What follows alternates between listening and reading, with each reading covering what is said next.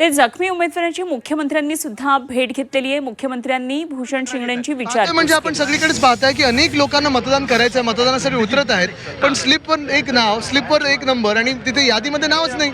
असं कसं होऊ शकतं? म्हणजे तुम्ही माझा संविधानिक अधिकार जो आहे मतदानाचा तो हिरावून घेताय। दुसरं म्हणजे याद्या बदलल्यात अनेक ठिकाणी, काही ठिकाणी पोस्टल बॅलेटची मतं जे मतं मोजणीच्या वेळी उघडली जातात ती आता उघडतात परळमध्ये वगैरे। म्हणजे एकंदर तुम्ही निवडणूक ह्या मुंबईची घेतात की क्लास मॉनिटरची घेतात एका वर्गामध्ये?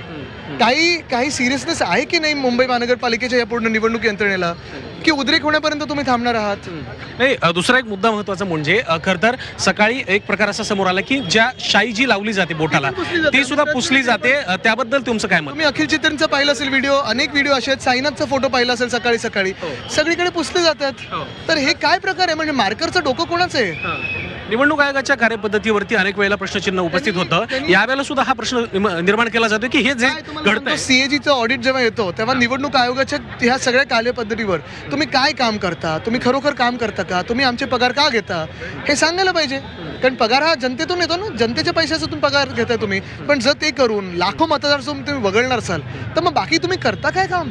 हेच जर तुमचं काम आहे निवडणूक यंत्रणा चालवणं, आणि निवडणूक यंत्रणा जर चालवत नसेल तर देशभरात एकमेव संस्था आहे तिचं काम स्वतः करत नाही काही। आता उद्धवजींनी सुद्धा प्रेस घेतली आणि याच सगळ्या मुद्द्यांवरती त्यांनी सुद्धा प्रकाश टाकलाय। विधानसभेच्या वेळेला सुद्धा तुम्ही हेच आक्षेप नोंदवले होते, या महापालिकेच्या निवडणुकीमध्ये सुद्धा या प्रकारचा गलथान कारभार होतोय असं वाटतंय? नाही, मला एकच प्रश्न विचारायचा आहे। हे जे आम्ही विचारलेला प्रश्न आहे, जे मतदार आहेत हे भाजपचे असू शकतात, आमचे असू शकतात, काँग्रेसचे कोणाचे असू शकतात ना, पण त्रास लोकांना देणं, जनतेला त्रास देणं, काय मजा आहे याच्यात निवडणूक आयोगाला येते हे आम्हाला माहित नाही। जे आरोप सातत्यानं होत आहेत, आता उद्धवजींची प्रेस सुद्धा झाली, त्यावरती भाजप नेत्यांच्या आता प्रतिक्रिया येऊ लागल्यात। जे आरोप निवडणूक आयोग किंवा एकंदर प्रक्रियेवर होतात, प्रतिक्रिया भाजपच्या आहेत। प्रतिक्रिया भाजपची येते कारण निवडणूक आयोगाला डिफेंड करायला भाजपच पुढे येतं, बाकी निवडणूक आयोग सुद्धा बोलतच नाही। तुम्ही या सगळ्या प्रकरणात काही कायदेशीर मार्ग घेणार? कायदेशीर नाही, आज जनता दाखवणार होते ना, बरोबर उत्तर मिळेल। खूप खूप धन्यवाद दरे होते आदित्य ठाकरे यांनी खरं तर सांगितलं या सगळ्या प्रकरणामध्ये आम्ही जरी आवाज उठवला तरी सुद्धा खरं तर याचं जे उत्तर आहे ते खरं तर जनतेच्या न्यायालयातच मिळेल। आणि भाजप या सगळ्या संदर्भात स्पष्टीकरण का देत आहे हे जरी याचा खुलासा होत नसला तरी सुद्धा